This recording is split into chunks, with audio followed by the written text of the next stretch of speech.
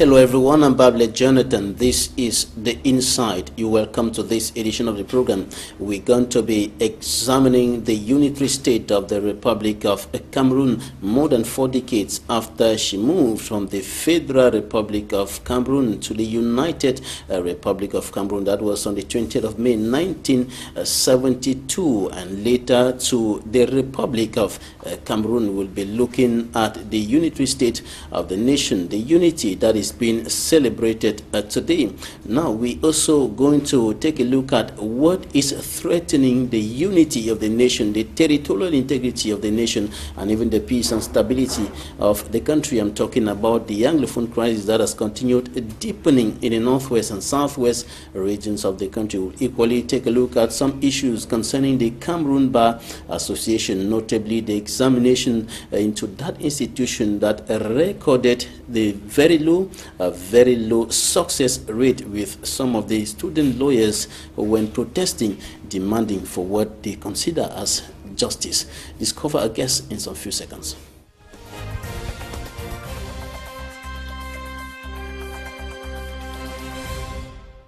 Our guest in this edition of the program is Barrister GAMSEY KEMENDE of the Social Democratic Front SDF political party. He is a member of the Cameroon's upper house of parliament. He is a senator. You're welcome to the program, sir. Thank you, Mr. Babila. Now, more than 4 decades have elapsed since Cameroon moved from the Federal Republic to the United Republic and then later to the Republic of Cameroon. What's your take on the unitary state of the nation today, which is under the threat of the Anglophone crisis?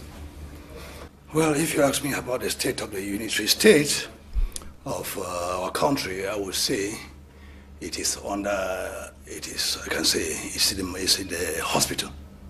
I could say it's actually threatened, and we need to give it a special diagnosis in order to come out of the present crisis.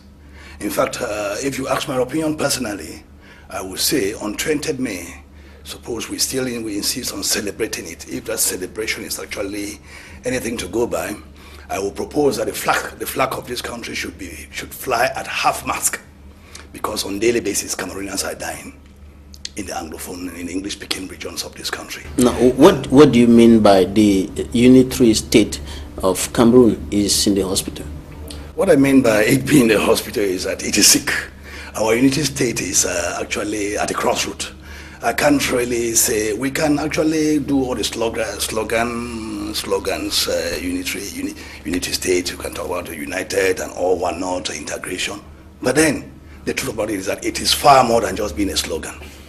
If you live in the English-speaking regions of this country, if you come from the northwest and southwest, and you are somebody whose ears are on the ground, and who live some of the experiences, you will say, in fact, we are living in two different countries. Because I am presently in Douala, and I was in Yaoundé some few days back, and each time I live in those two regions, Yaoundé and Douala, or Littoral and the center region, and I go back to Northwest, I find that as I'm entering the Northwest, I find myself entering a different zone altogether, where the society is actually, you live without knowing what your tomorrow will look like. So what I'm saying is, if you are in Douala, you don't feel anything, you don't feel that anything is wrong with the country. If you are in Yaoundé, you don't feel that anything is wrong with the country, but get to Southwest, get to the Northwest, you will know that this country, we are living 2 in 1.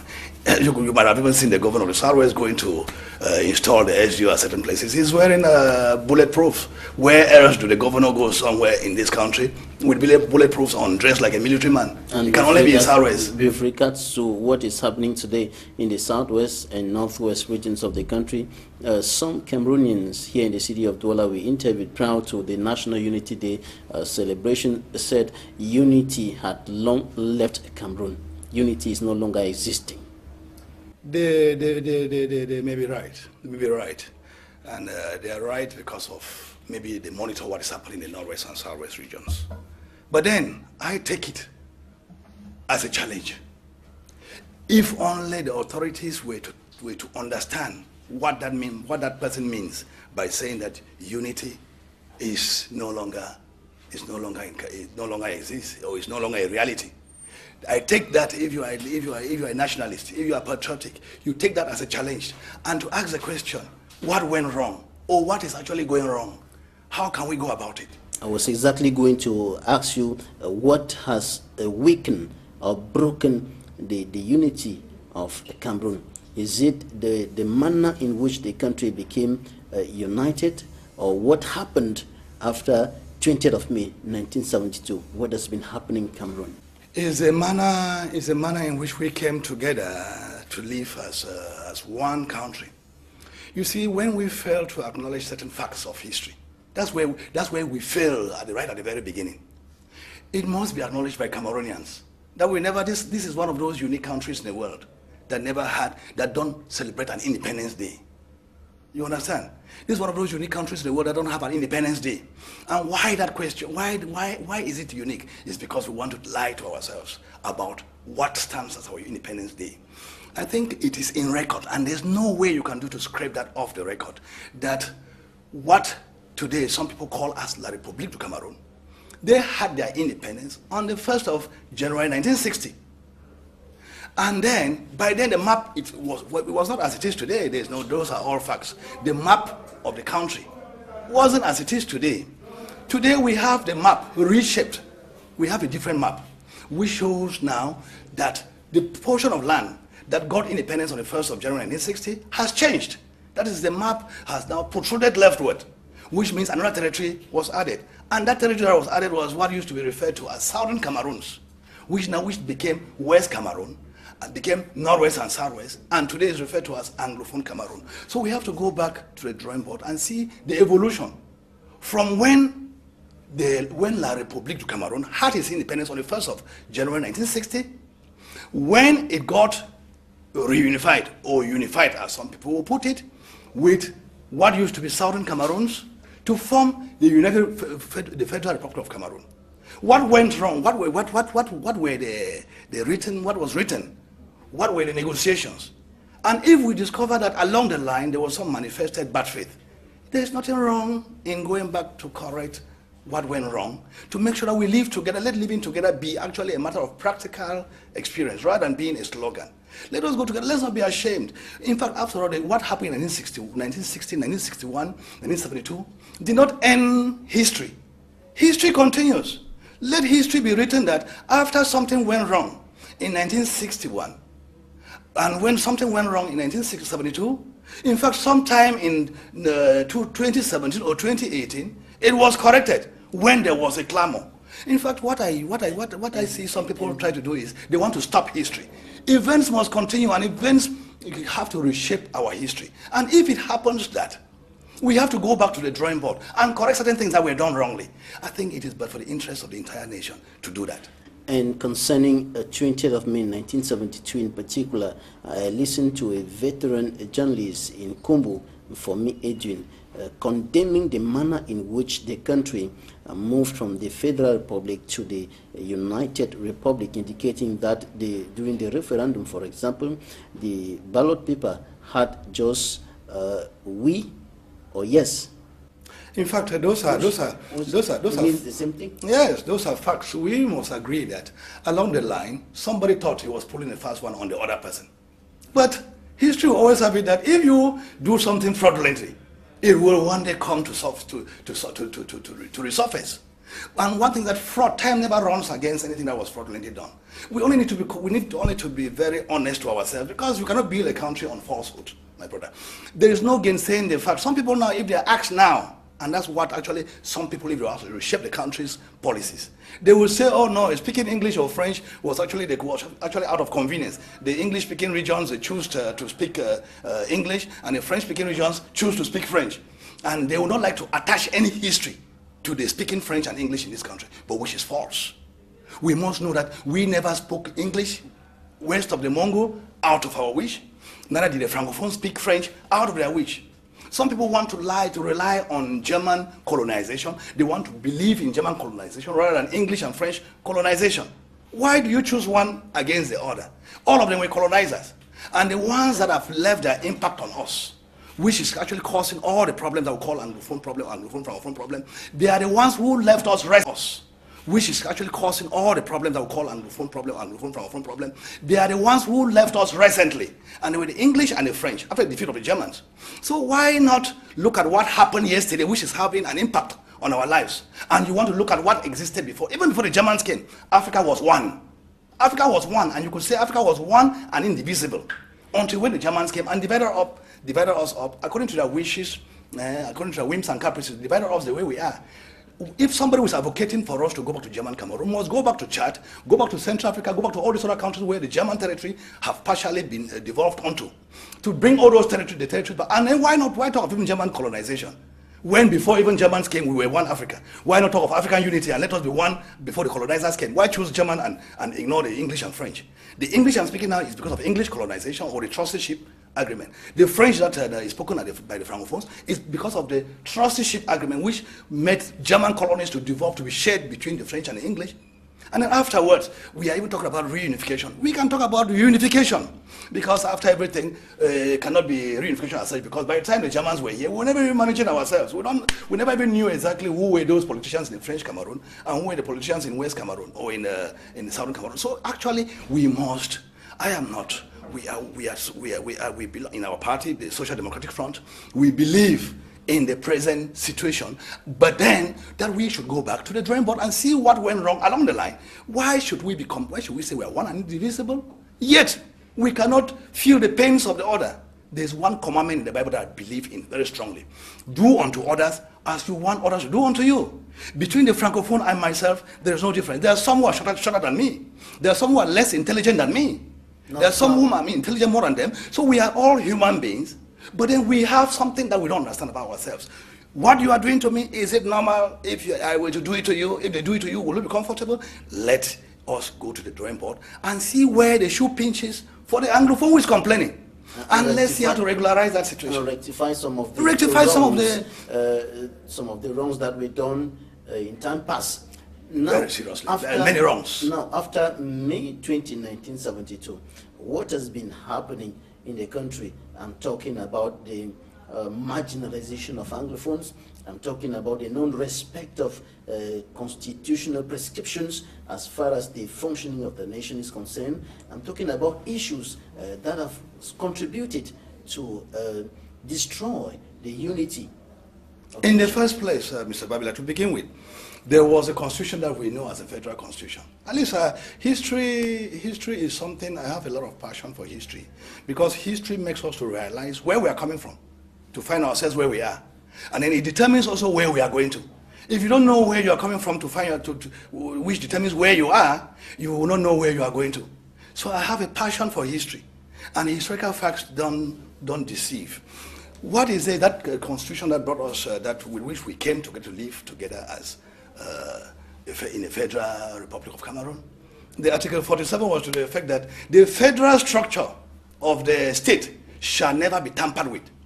And that Article 47 was meant, or the federal constitution as a whole, was put in place to protect the Southern Cameroons that came into the Union to form West Cameroon, in order to make sure that tomorrow their minority status should not be taken for granted.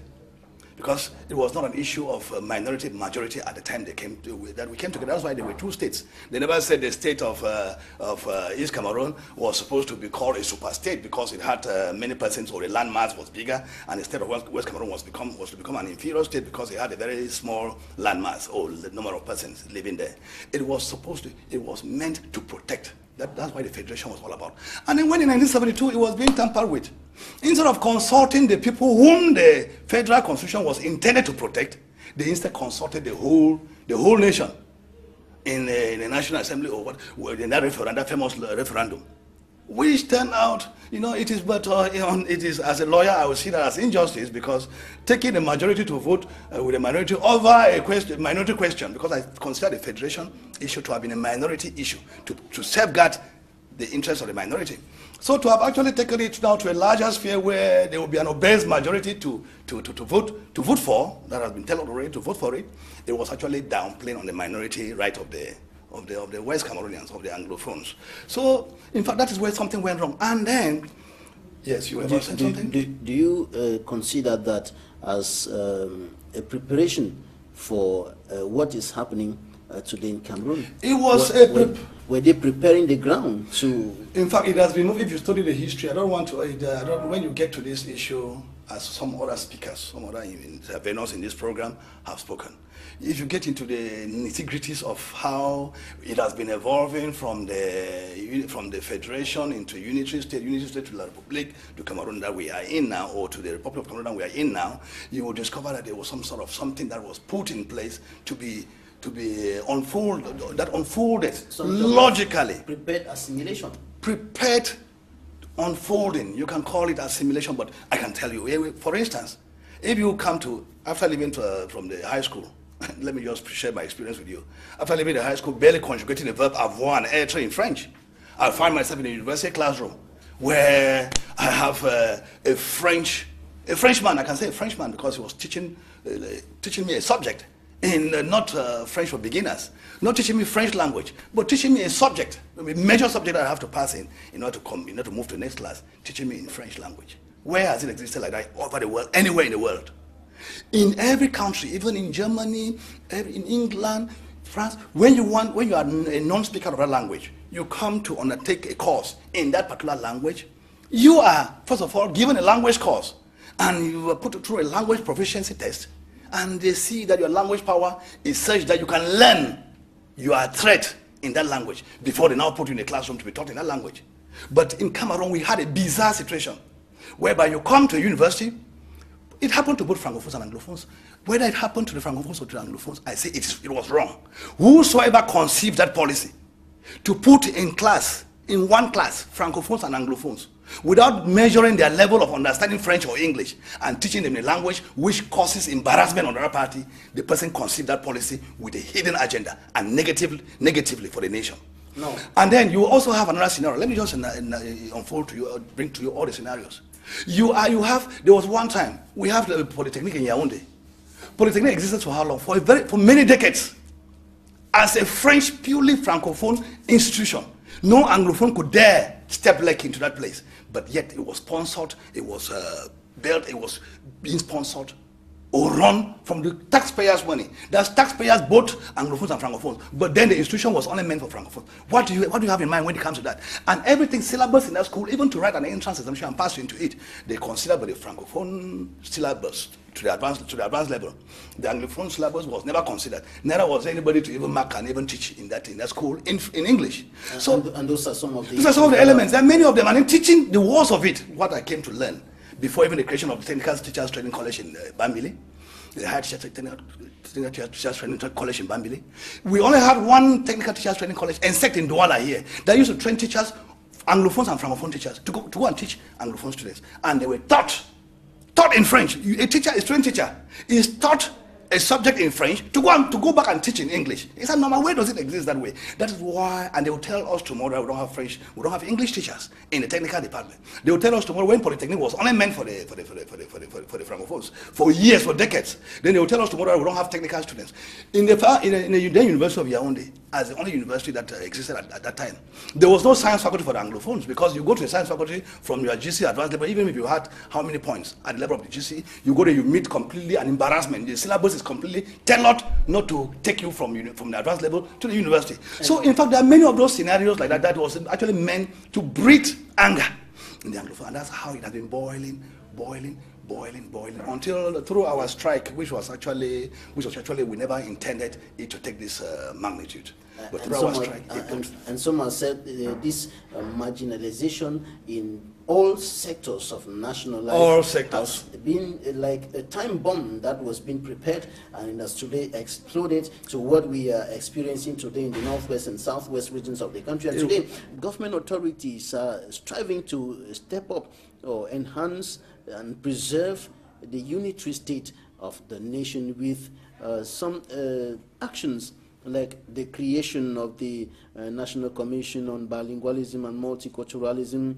We have sporting activities that are organized here and there with state authorities who are moving or trekking across distances, kilometers, in Yaoundé and Douala to preach unity, to preach oneness, to preach living together, and so on. What's your take on all these efforts that the government is undertaking to restore or preserve the country's unity? It's laudable. It's laudable, but much of it is sloganeering. Much of it is in the slogan form. We expect concrete actions on the ground. Concrete actions. Let's say, for instance, if the government were to be wise, as I'm of the opposition SDF, if the government were to be wise and want to live for the betterment of the Cameroonians, wants to stay there for long, they would have been listening to the opposition. Listen to what the opposition is saying, take their ideas, implement them. If they are good, just let them just pass one test. Good and bad. If it is good, take it. Nobody will blame you for taking something which is good because it's an ideology. If only you never knew of it. But if you knew of it, that is something which is good compared to what is existing, take the idea as being good, implement it. Would that not be killing the opposition indirectly?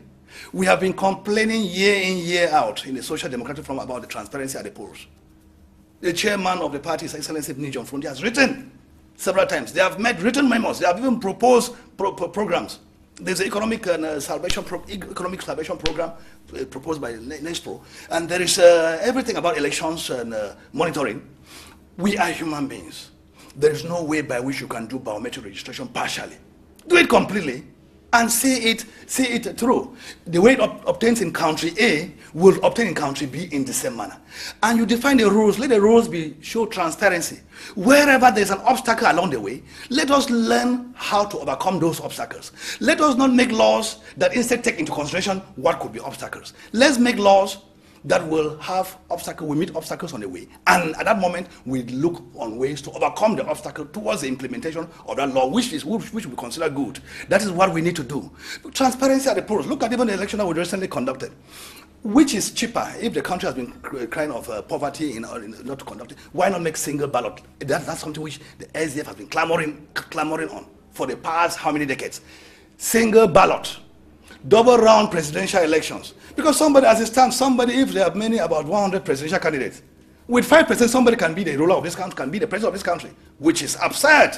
You don't find that anywhere in the world. The problem of legitimacy. Legitimacy, but he will tell you that it's legal because the constitution provides so, because he has majority of 5%, and he will rule the country, but which is actually unjust, undemocratic, and actually it is not moving our democracy further as long as we claim to be practicing advanced democracy. Single ballot is something which is meant to be cost effective. Instead of making 1, 2, 3, 4, 5, 10 ballot papers, which is costly for the nation, make one so that somebody just thumbprints on the space provided for that. And the issue of coming out with ballot papers, which is an electoral malpractice contained in the law, that you come out with the other voters, the voter cards that you have not voted, you come and show and you are given monies. It has been brought to the knowledge of the authorities. What are you doing about it? Instead of learning how to go about this proposal of a single ballot, they consider it as burning too low to accept that. But meanwhile, it's a good proposal, and it's applied elsewhere. It has been applied even by the SDF in its own local elections. The unitary state of Cameroon is today threatened more than ever before by the socio-political impasse hitting the two Anglophone regions of Cameroon for more than 2 years today. The situation has continued deepening. Senator KEMENDE, you live in the northwest region of the country.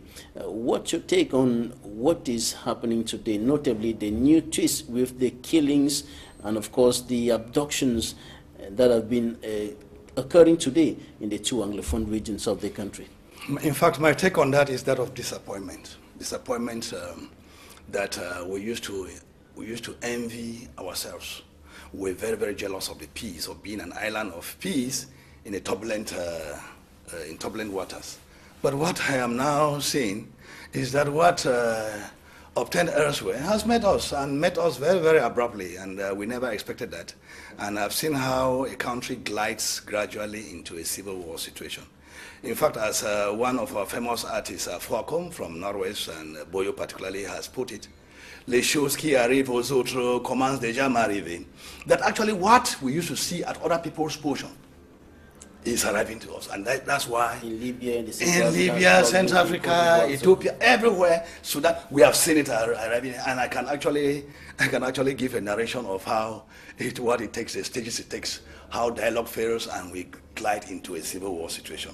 What we are having now is is actually a civil war or an undeclared civil war, because some people say we are not really in a war, a regular war situation. But what is happening? We are living in a wartime situation.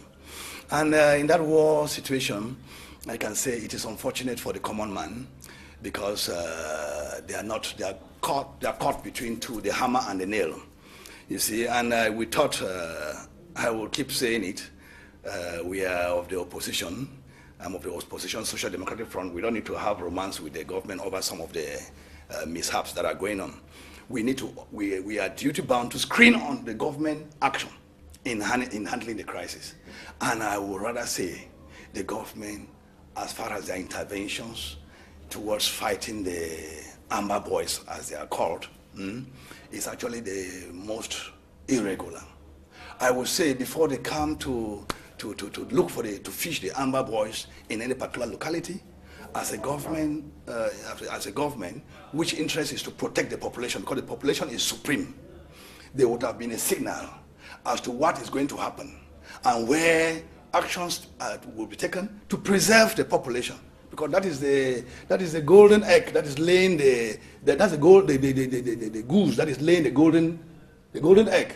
You get to the point. You get the point. It's the population represent the hen that is laying a golden egg, and the golden egg is what is used to fuel the war on the part of the government, because the taxes that we pay indirectly contribute in buying the arms, which are supposed to be used to bring order to bear.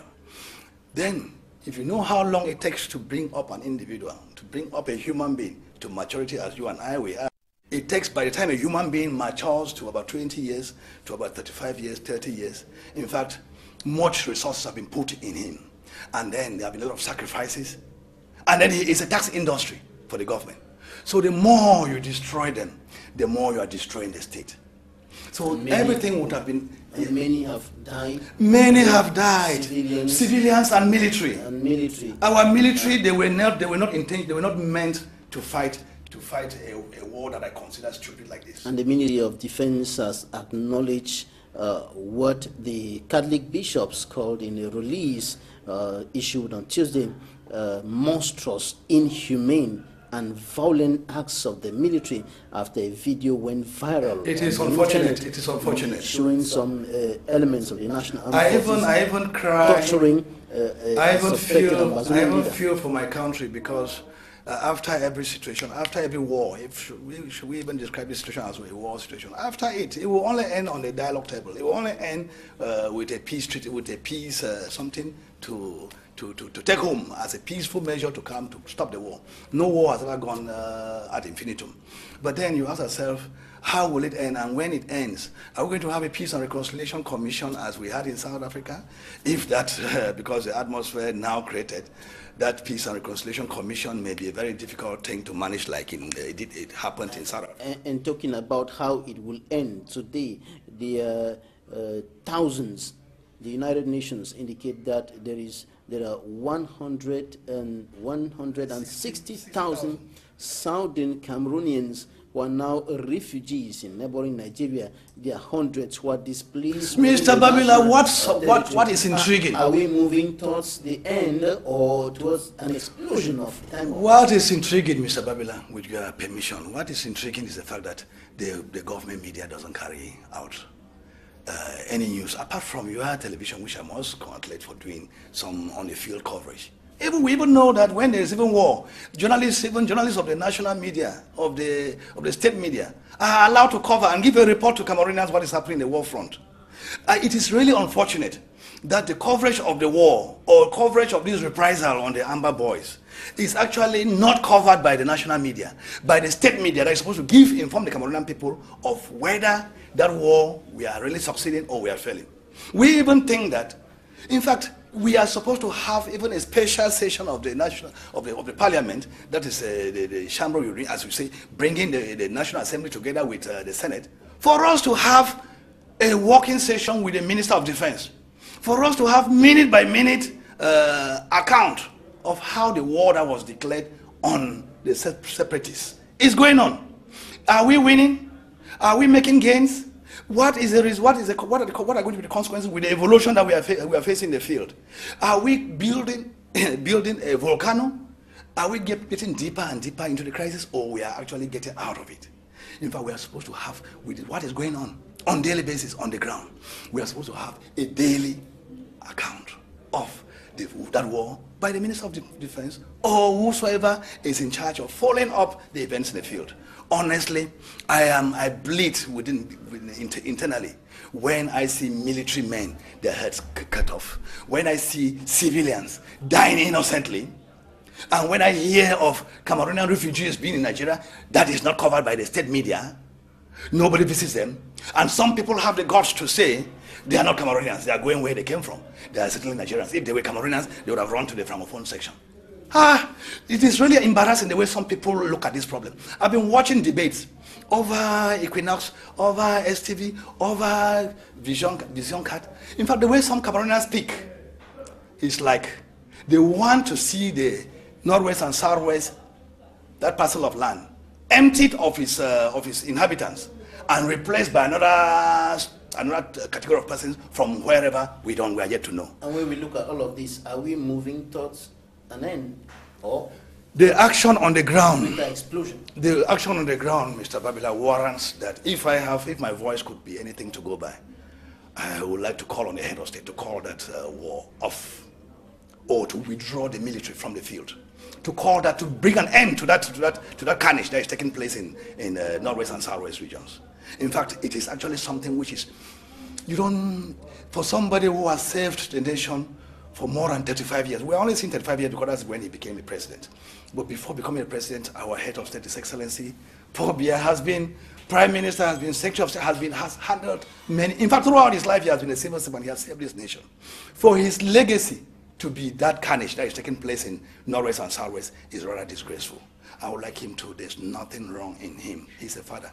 There's nothing wrong in him coming back to himself and withdrawing the forces from the ground and seeing how they react. I'm calling for inclusive, everybody has said inclusive dialogue. Inclusive dialogue. We know the protagonists of this issue. There is no point coming to call us, the poor common law lawyers again to come to a table, or calling the teachers again, the poor teachers again to come to a table. That would be out of place. Call the people now who have taken us to where we are now.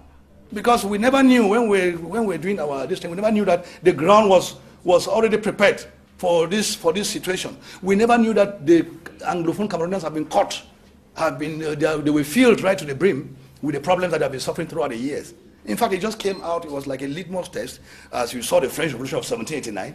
It came up as a result of the increase in the price of bread. But when the revolution started, if you gave bread, even for free, to the Frenchmen, they would not have stopped that revolution.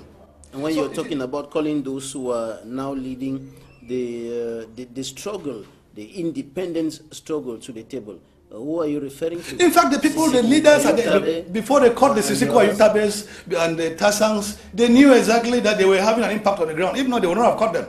If they caught them, and if they are still looking for those people in the diaspora, it's because they are saying things over there that is having an impact on the ground. And why is it having an impact on the ground? It's having an impact on the ground because the ground is fertile for what they are saying.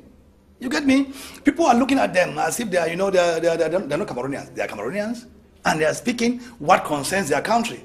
They are speaking, touching on issues that concern their country.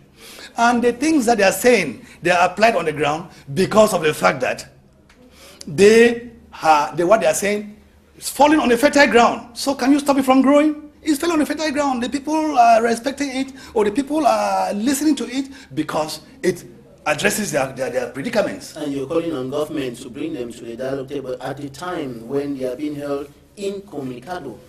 That's why our plea is to release them and release the order. Let's come to the table and discuss. If the Fonchas and the Aijos, they discuss, the Munas, Gumjoas, and they discuss about this country coming together. Because I think that after the independence of the Republic of Cameroon, before the Southern Cameroons came and joined on the 1st of October 1961, there were discussions. If there were no discussion, they would not have accepted them, or they would not have accepted the reunification. So why can we now? We are talking about constitution, we are talking about legal institutions and all whatnot. Honestly speaking, when there is an uprising like this, I have gone onto the Inkata dictionary, which is a program over internet. Die Paris.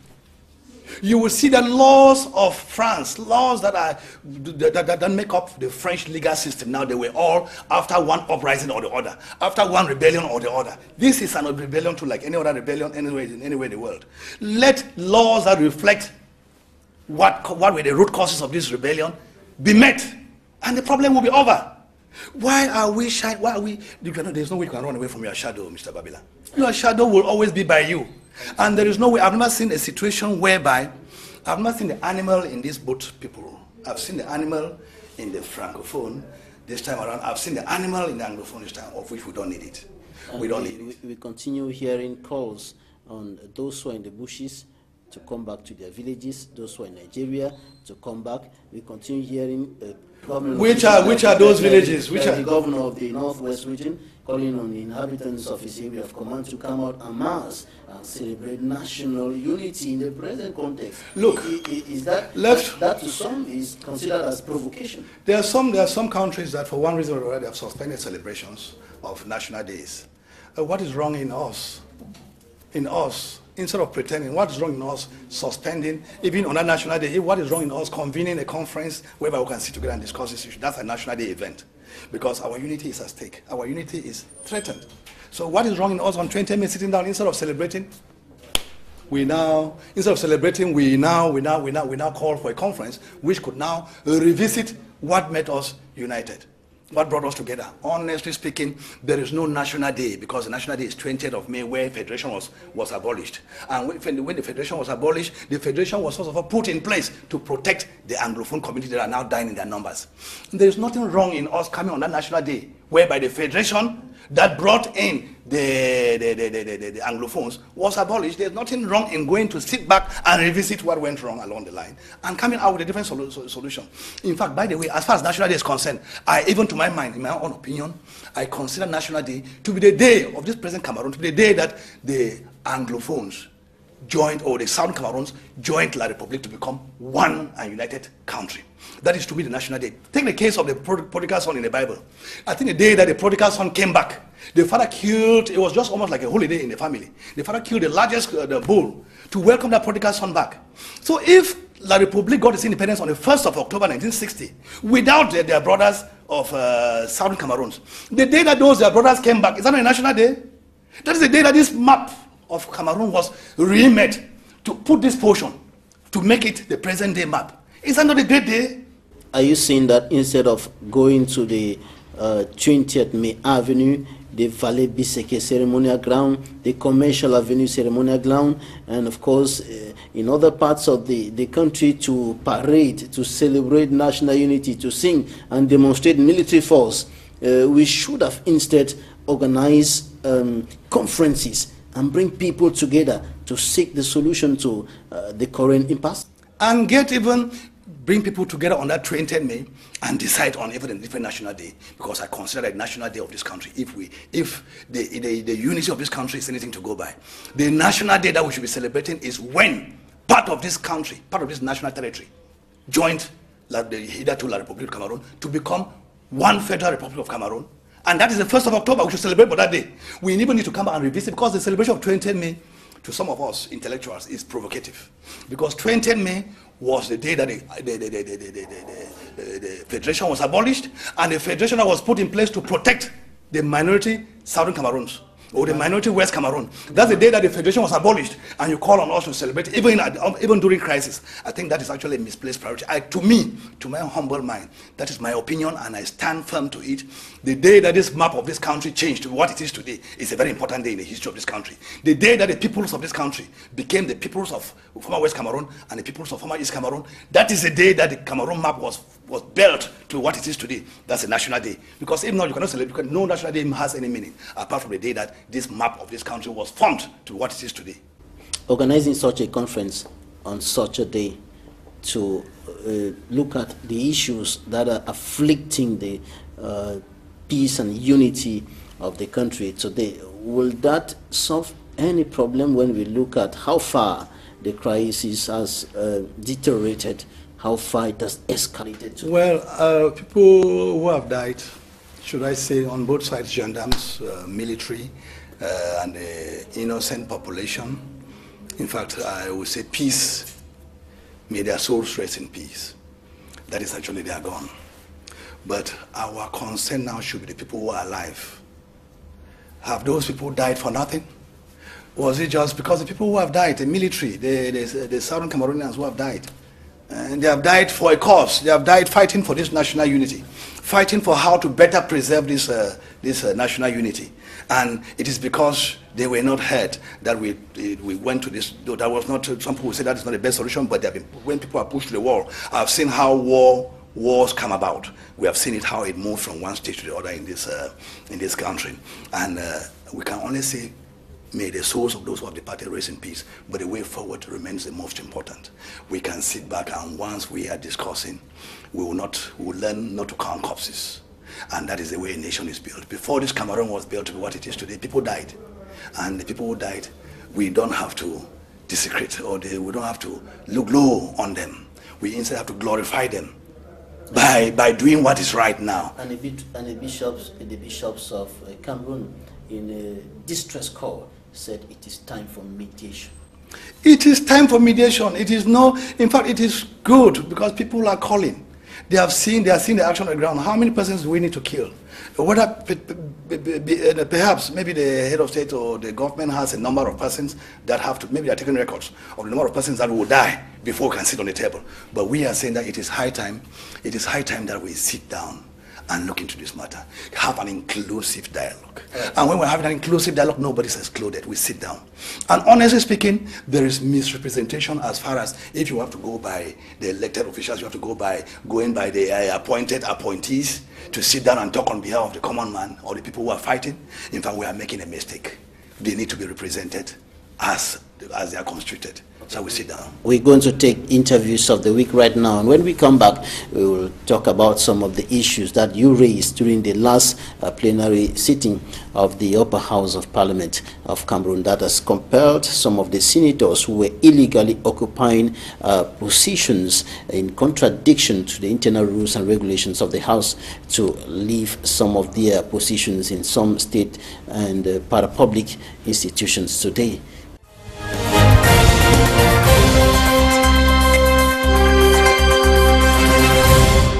There's no unity in the country. Killing our brothers, raping our girls all around, burning all the houses in the villages. There's nothing like unity. First, Cameroon was a united country, but now we are not united. Because I cannot say that we are united when my mother is sleeping in the forest, and I'm here, I say that we are united. We are not united. I think we are not really united because as Cameroonians, we have problems here in Cameroon. Like for example, in the north and southwest, people are fighting, soldiers are killing civilians, civilians are fighting against soldiers, so I don't think we are really united. That's my opinion. I know that Cameroon is united, but people have their differences. We have come out to work. Show true spot that we are united, that even though we are from diverse backgrounds, even though we are coming out from the different 10 regions of the country, we are all one. We are all Cameroonians. Our division west of the Mungo is affected. We west of the Mungo are really down there and begging God to send down these angels to come and intervene for all what is happening to us. Every year we are taking school fees that are paid, and we pay teachers with that. We run the administration and everything. The children feed from that and so on. So when there are few children and not all of them are paying the schools, we cannot tell teachers that we pay them salaries when there's no money. Those things are collapsing because the source, which is the school fees, is not there. And so if it's not there, we just simply beg them that we pay them the fraction only, hoping that good days will come if the crisis go off. If the crisis are off, we know that the parents will send the children back to school. Who benefits from what is going on now? Our children are going to school. Some are dying in the bush. In fact, what we have to do is to pray for peace to return. Each and every one of us have to come together, whether Catholic or non-Catholic, to make sure that we pray for this issue that we have in the country to be resolved.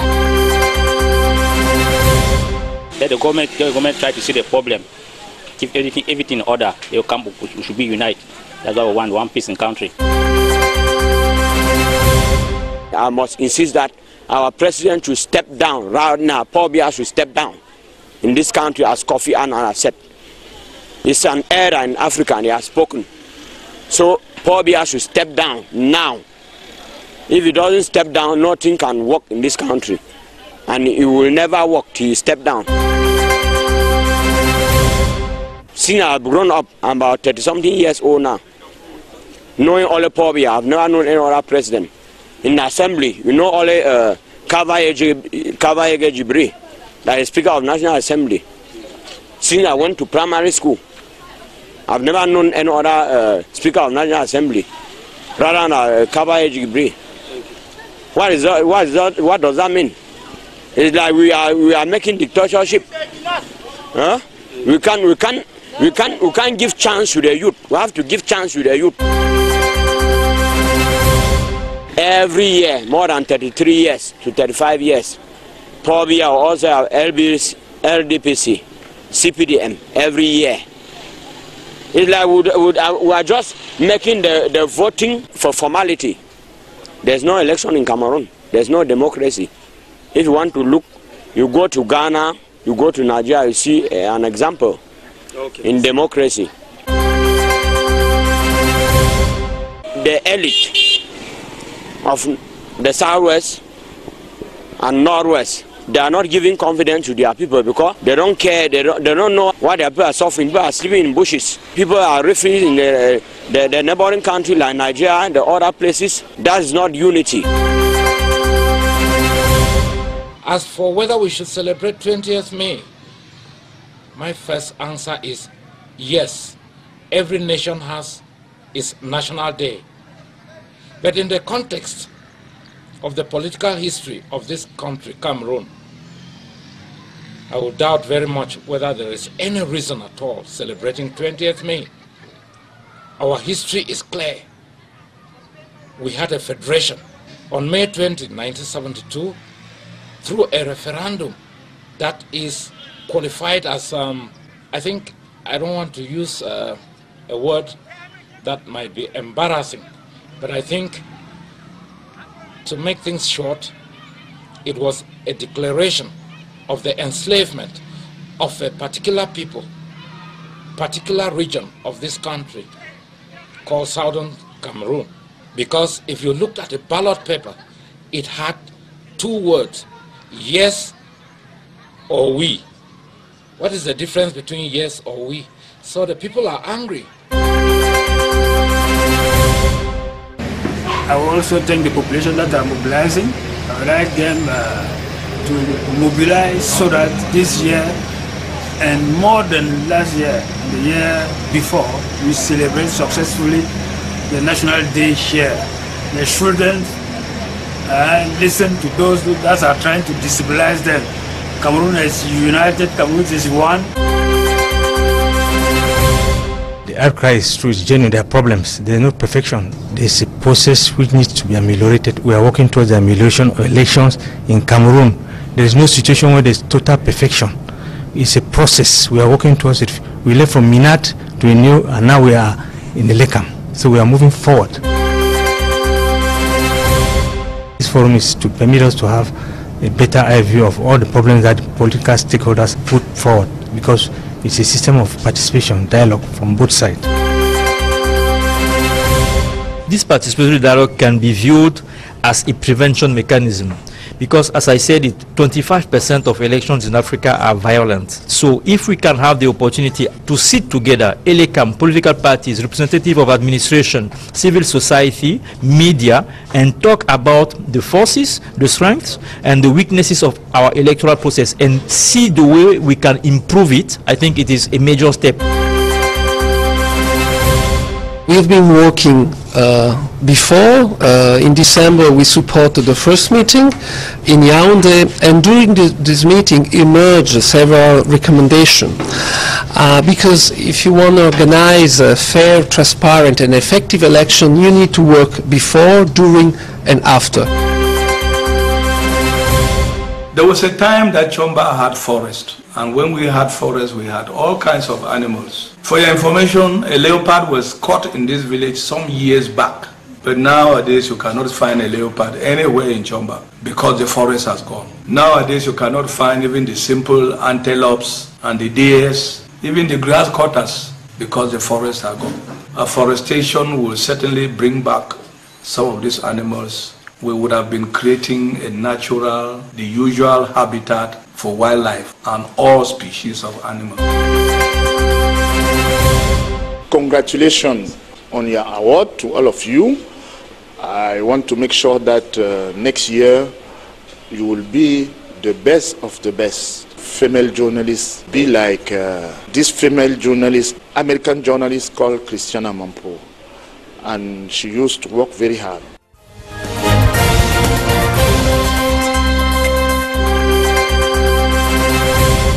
During the last plenary session of the upper house of parliament, some senators who have been illegally occupying some positions, notably in contradiction to the laws of the house, came under fire, and they have been compelled today to respect the internal rules of the house. Senator Kemende, you led this fight. Yes, I can. Me as representative of my political party, the Social Democratic Front, I was a spokesperson on, as far as those issues are concerned, on that day. And I want to make Cameroonians to understand that whatever thing I said there, I said on behalf of the Social Democratic Front. And whatever any member of us in the Senate is going to say subsequent to this interview I'm granting here today will be for the Social Democratic Front and the Cameroonian nation. What prompted you to take such a strong action?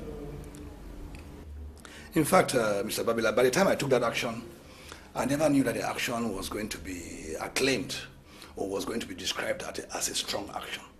I just did what was my job to do, and what it was the job of the opposition party, Social Democratic Front, that we represent in the House, is supposed to do.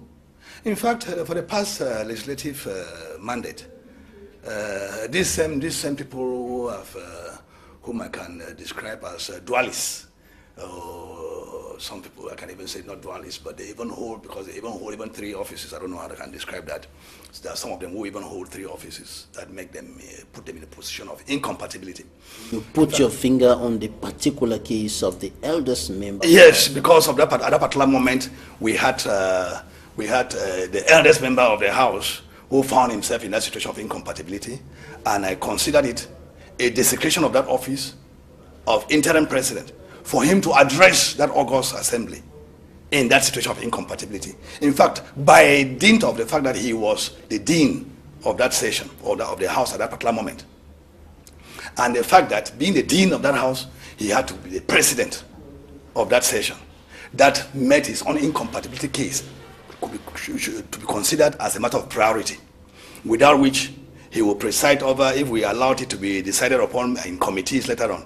And if what if in the committees he happened to have decided, or he happened to give up the senatorial office, it means that our House has been desecrated at the very beginning. It means that somebody, an impostor, had presided over the opening session of the Senate. So that is why, at the moment that he read all the results, the Constitutional Council results, the publication, the presidential decree appointing a 30, I just got in at that particular moment to say, stop, Mr. President. Before you continue presiding over this House as his interim president, let your own case, you have put your own case of incompatibility at the fore. Let it be considered by this House for us to proceed. The others will be considered subsequently, because they have not put their positions at the forefront, as you have done, by assuming the function of the interim president. So that was a way by which I was asking the House to consider his own case before he goes on presiding as his interim president. Because having presided as such, it went into the record that the House was presided at by Chief Bokete. And if Chief Bokete later on decides to resign from the Senate, that must have stained our record Because we could not go back again to begin the house again with another person who will not be incompatible or who will be a permanent member for these 5 years. So that's why I raised that issue at that point in time. Before that, there were 2 issues that I raised. The other element was that of one of the youngest members of the Senate to join the dean to preside over that session. In fact, the law is and you said the manner in which positions are distributed, it's very wrong. It came subsequently. That one came subsequently. Because when I look at the way positions at the Bureau were distributed, it's not as if we of the SDF or we of the Social Democratic Front, we are interested in positions. We are interested in doing our job to let the Cameroonian people feel that they have representatives in that house. Even if it is only one, as my chairman said, Chairman Nijon Fundi said, even if it was one SDF and senator in that house, he will still play that role that we play today. So what is there is that, as far as the positions are concerned, the law says that the positions in the Bureau will reflect the political composition of the House. And when we talk about the political composition of the House, we know that the House elections were contested and won by only 2 political parties, the SDF and the CPDM. There is no way by which in sharing positions at the Bureau, based on that law, which talks of the political composition of that House, they will have to go and take appointees who were never appointed as militants of any political party, who were appointed as Cameroonians. But then in the House, we hear they are associated to political parties. We never knew that. That was not mentioned in the decree appointing them. As long as the decree appointing them never mentioned the fact that they belong to either the MDR, or they belong to the UPC, or they belong to the UNDP, or they belong to the ANDP, those decrees appointing them never made mention of the political parties to which they belong. So we consider they were appointed as Cameroonians.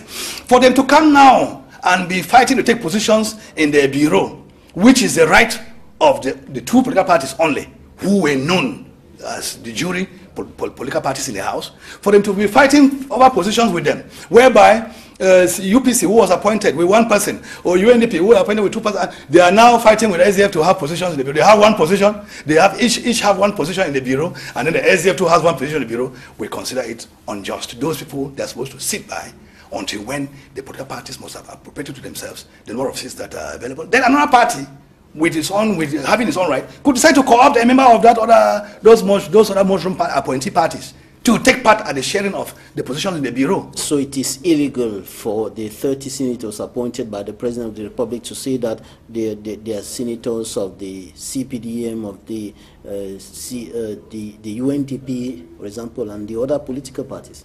It is, I can say to an extent, it is illegal, because it is only the name tag that shows the colors of their parties that make us know that they belong to that party. The decree appointing them, the head of state, and the head of state appointed them as head of state, not as chairman of any political party. He appointed as head of state. The decree appointing them talked of them being appointed as Cameroonians. So they could be members of the civil society. What would be their own color of the name tag? If they are appointed members of the civil society. If you, for instance, Mr. Babila, you were appointed to be a senator, what name tag will you have? Will you carry Equinox and logo and put in front of you? Not at all. You have a name tag. So it is only in the Senate that we saw name tags being the colors of their political parties.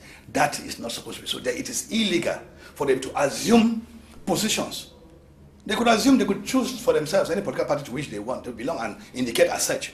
But then for them to assume that there are political parties in the House and there are due seats in the Bureau, just like the SDF and the CPDM who contested and won elections, it is, to my mind, not proper, illegal, and unjust. Cameroon's upper house of parliament today is being referred to like or as an all CPDM Senate because of the overwhelming majority given to the CPDM. And earlier you indicated that even if you had just, when I'm talking about you, I'm talking about the Social Democratic Front, you had just 1 senator in the House, you will still do your job as you're normally supposed to do. Today you have 7 senators in the upper house of parliament, and you have no parliamentary group, because for a party to have a parliamentary group, it must have at least 10 senators. Do you think that the country's upper house of parliament today, in its current nature, can do its job properly? It will do its job. As my chairman said, 1 person, they call us 7 mosquitoes. But you know, 7 mosquitoes are just too many to keep a whole household and not sleepless for a whole night. 7 senators. They call us 7 mosquitoes, but we are going to be more than, we are going to do a job of all the Cameroonians. Because what I know about the Social Democratic Front is that the Social Democratic Front, in all their acts, even when they act under party discipline, they represent the conscience of the population. So even if it was going to be one senator in that upper house, what he would say will represent the consciences of all the Cameroonians put together. For that I can tell you that the Social Democratic Front has always posed acts, even though the chairman's house was attacked. But I would say for people who don't know what the chairman has done for this nation and what he continues to do. What he keeps saying is that let the wheel of the car, you cannot have a destination like Yaoundé from Douala where I am, and then you will just suffer a leakage on your tire whereby the air is coming out and you decide to stay on the same spot. Let the wheel keep turning as long as we are moving towards Yaoundé. Let the wheel keep turning until when we shall get the tire flat.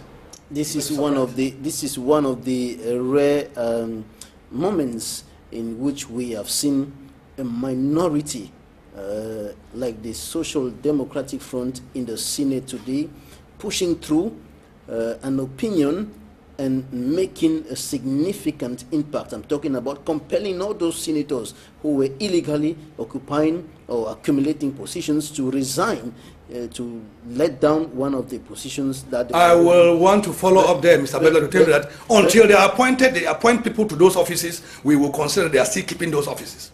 They have resigned, but we have heard not so long ago that one of them still took part at the board meeting under the guise that, well, we know that there's no vacuum in administration, but we were calling on the head of state to appoint people to those offices as fast as possible, because the next thing is that they will still be reproached for acting not honorably, for acting dishonorably by going to assume those offices from which they have resigned. That will be actually, they are desecrating their senatorial offices by leaving us there, telling us that they have resigned, and we are hearing again the next day that they are presiding over those boards from where they have resigned. So the only way by which we can put a stop to that and to show that the government is serious is to appoint, Cameroonians are not finished, is to appoint people into those offices. That is what we are clamoring for. And in fact, thank God that issue never called for it to be implemented by the head of state, never called for voting. Because if it was voting, the voting would have been overwhelmingly against us. And I was exactly coming to that. Any issue that concerns voting in the upper house of parliament today, the voice of the opposition will be practically silent, because the overwhelming majority of the CPDM will simply validate. And I can tell you without mincing words that we will make sure that we will not hurry to issues of voting, particularly when they are topical issues. We will put the house, upper house, to test as to whether between what is being proposed and what we are proposing, which is better in terms of serving the better majority of the Cameroonian population. Which one has positive impact on the Cameroonian society? That is what we should be out for. We should be, is it, and then what does the law say? Is it compatible with the law? We will not just be rushing to voting because somebody thinks that by voting, that idea will be killed. All right, we will also debate on the goodness or the badness, if I may put it that way, of a particular point that is on the table for discussion.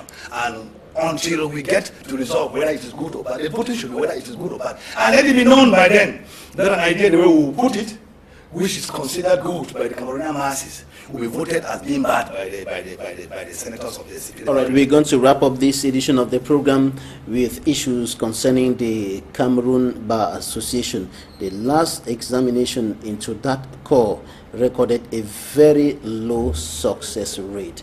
What accounts for that? I will say, as I'm a bar council member, I can chip in something with regard to that, but the best person who can actually give concrete information with regard to that is the bar president, who is like the spokesperson of the bar. But what if you ask me that to say something about it? I will say simply that the bar exam is governed by law, it's governed by legislation. It could turn out that from the exams, only 10 persons out of 1,500, as the case may be, score above 12 or 12 and above. That would be a result. It could even turn out that all the 1,500 who registered for the exam, or so, for instance, They all make it. They all have 12 and above. That will be the result. There is no control mechanism to bring down the number if they have passed many, or to step up the number if they have passed so few. So where is the problem? I want to think. Is it at the level of the training in the law schools or in the law chambers and so on? Which problem is? The performance of the... No. Those are different. We don't have law schools in Cameroon. Those are different issues altogether. We have people who come from the law schools. They enter into the bars of the various countries from which they're coming. And they come here and apply for admission as members, Cameroonian citizens of different bars who want to come back home and practice. That's how we admit them here. But as far as the Cameroonian training is concerned, it's supposed to be for 2 years. Training in the faculties of law at the University of Yaoundé too, in Boya and so on. I can say it is written as a competitive examination, though without a particular number of seats for absorption.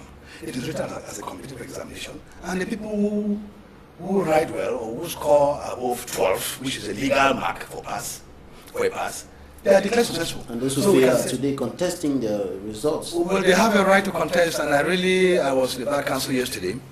I wanted to get evidence from the batonnier why they are challenging the results as it was published. And the batonnier told me there is nothing that they are bringing forth to show that the results were tampered with. In fact, what the batonnier told us, and we have a duty to believe him, he was the chairman of that examination jury, and what he said simply was that the people who had 12 and above were amongst the 400 and something that passed. There was no fraud, as some of them... we need to get evidence of fraud. Maybe some of the parties who are involved in this strike action will be invited in the days ahead to meet us in the Bar Council and justify the reason why they are challenging the results. That is the only thing that I can tell you I got from the Bar Council and from the batonnier, who is the chef orchestra, who is the person who has the right to tell us. But because we are not members of the Bar Council members, we are not members of the examination jury.